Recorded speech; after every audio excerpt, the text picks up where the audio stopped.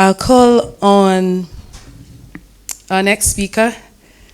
He's a lecturer, he's a trainer, and a community youth coordinator, Jim Nelson.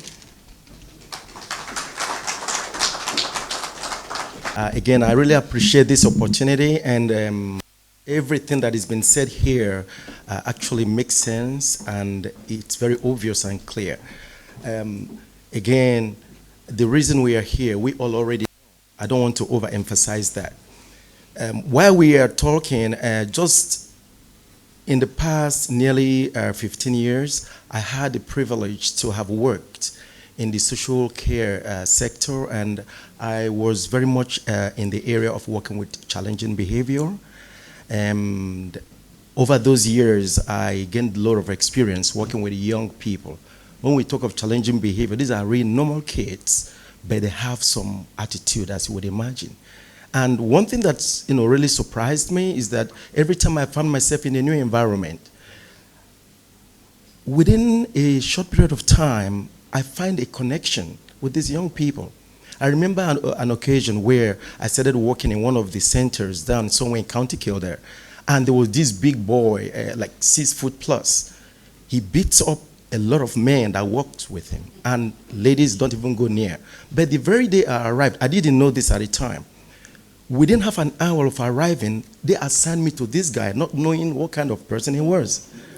But it was afterwards, they actually were very perplexed, surprised. I worked with this guy. He became like one of my best friends in the center. And over the years, I have come to know, there is such a thing as discovering you, discovering your purpose, discovering where you fit in, what are your strengths, and the area where you can maximize those strengths. As parents, before we can begin to resolve the issues we have in hands, let's begin to discover ourselves first. What are you good at? What are you not so good at? And talking about uniting together, it's when we identify our strengths, we unite together, then we don't come against one another, focusing on individual weaknesses. So let's harness our strengths. So while you are sitting down there, begin to ponder, what am I good at? Now I know I'm good at working with young people. The young lady that spoke for the young adults, she nailed it on a lot of the things we do.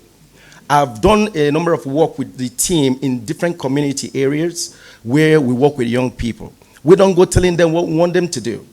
We come up, set up a forum, and we give them the space to talk. We engage in discussion. And like she rightly said, they never discuss sincerely with you unless you've given them reason to trust you.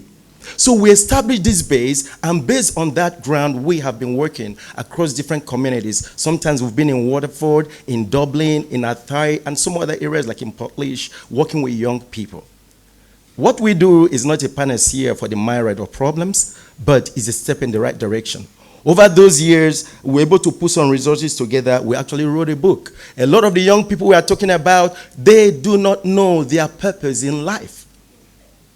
Knowing their purpose, if they are built, trained, and led and pointed in the right direction, the strength that they are investing into crime and other behavior, they will be able to harness it and drive that purpose only if they discover it. Copycat suicide is a big thing among young people. They want to copy one another. But until they discover their purpose and chase that particular purpose, then we'll continue to have problems. So I do want to suggest that while we come together tonight, the question I'd like to leave here while I take my seat is this. When and how can we get to meet with the young people we are concerned about?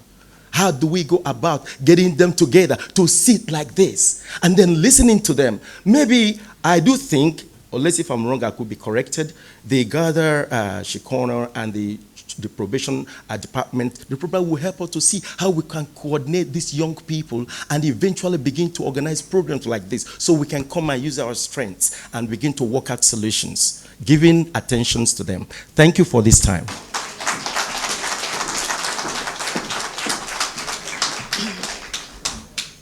Thank you so much for that, Jim.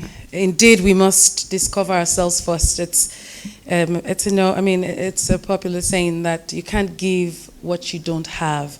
And so when we don't even know what we have, I think that's even a bigger problem, because we don't even know what we have to give.